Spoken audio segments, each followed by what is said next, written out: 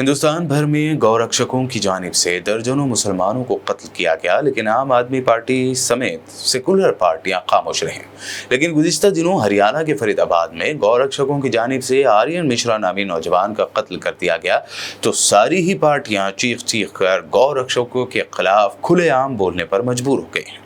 बहरहाल शिद्दत पसंदों के हमलों में कत्ल चाहे किसी भी मासूम का हो, वो काबिल मजम्मत है। आम आदमी पार्टी लीडर संजय सिंह ने भी इस वाक़े को लेकर बीजेपी पर शदीद तनकीद की और उन पर हिंदू मुस्लिम में नफरत फैलाने का इल्ज़ाम लगाया। हरियाणा में फरीदाबाद में एक दिल दहला देने वाली घटना घटित हुई, जिसमें गौ रक्षा के नाम पर इंसान की हत्या की जा रही है, मानवता की हत्या की जा रही है। गौ रक्षा के नाम पर आतंक फैलाया जा रहा है। ये कौन है जो गाय की रक्षा के ठेकेदार बने हुए हैं?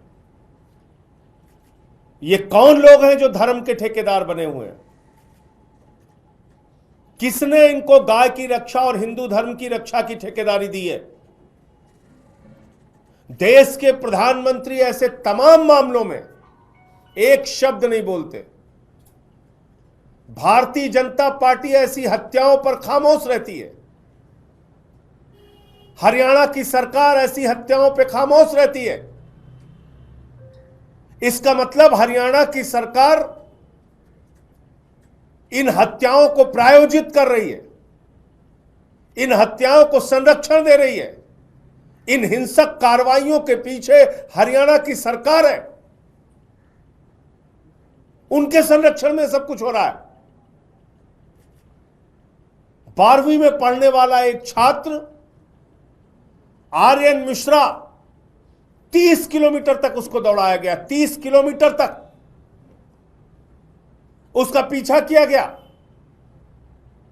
ये तथाकथित अपने आप को गौ रक्षक कहने वाले लोग, जो भारतीय जनता पार्टी और हरियाणा सरकार के संरक्षण में काम कर रहे हैं,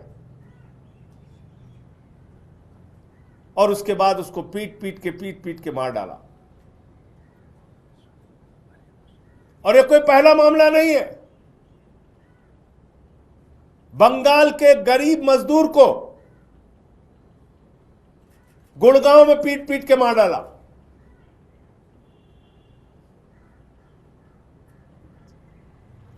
हिंदू मुसलमान, हिंदू मुसलमान, हिंदू मुसलमान, बीजेपी की पूरी राजनीति इस पर निर्भर है।